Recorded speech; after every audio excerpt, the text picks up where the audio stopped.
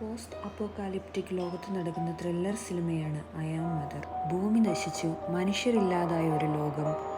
Mother എന്ന ഒരു robot മനുഷ്യരാശിയെ വീണ്ടും സൃഷ്ടിക്കാൻ ഒരുങ്ങുന്നു. അവൾ ഒരു കുഞ്ഞിനെ വളർത്തുന്നു. അവൾക്ക് ഡോട്ടർ എന്ന് പേരിടുന്നു.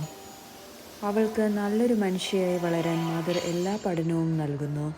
അവൾ അങ്ങനെ ആ ഒരു ലാബിൽ വളർന്നു വലുതായി വരികയാണ്.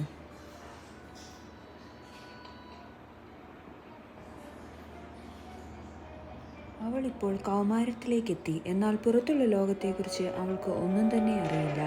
മദർ എല്ലാം കർശനമായി നിയന്ത്രിക്കുന്നു.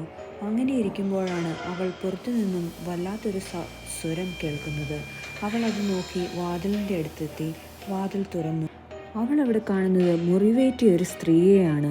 ആ സ്ത്രീ പറയുന്നു മദർ അപകടകാരിയാണെന്ന്. ഇത് കേട്ട് ഡോക്ടർ ആകെ ആശയക്കുഴപ്പത്തിലാകുന്നു. ആരാണ് ശരി? മദറാണോ ശരി, അതോ പുറത്തുനിന്ന് വന്ന തന്നെപ്പോലെ ഇരിക്കുന്ന ആ ലേഡിയാണോ ശരി? അങ്ങനെ അവൾ തിരയാൻ തുടങ്ങുന്നു.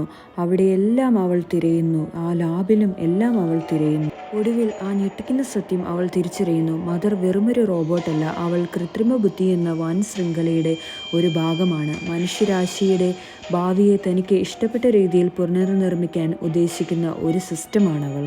ഇത് ആദ്യമായല്ല മദർ ഒരു കുഞ്ഞിനെ വളർത്തുന്നത്. മദർ ഇതിനു മുമ്പും കുട്ടികളെ സൃഷ്ടിച്ചിട്ടുണ്ട്. പക്ഷേ അവൾക്ക് അവളുടെ പ്രതീക്ഷയ്ക്കൊത്തവിധം അവർ ആകാത്തതിനാൽ അവരെ ഇല്ലാതാക്കി. അങ്ങനെ ഡോക്ടറിന് മനസ്സിലാകുന്നു അവളും ഒരു പരീക്ഷണത്തിൻ്റെ ഭാഗമാണെന്ന്. ഒടുവിൽ അവൾ തിരിച്ചറിയുന്നു ഭാവി അവളുടെ കൈകളിലാണെന്ന്. മദറുമായി അങ്ങനെ അവൾ ഏറ്റുമുട്ടുന്നു.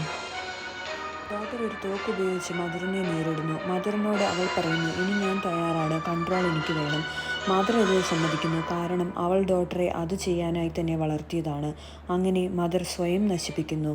മൂവിയുടെ ക്ലൈമാക്സിൽ ആ പെൺകുട്ടി മദർ പുതുതായി ഉണ്ടാക്കിയ കുഞ്ഞിനെ സേവ് ചെയ്ത് കയ്യിൽ പിടിച്ചുകൊണ്ട് നല്ലൊരു ഭാവി പ്രതീക്ഷിച്ചുകൊണ്ട് നിൽക്കുന്നതോടെ സിനിമ തീരുന്നു. ശുഭപ്രതീക്ഷയോടെ.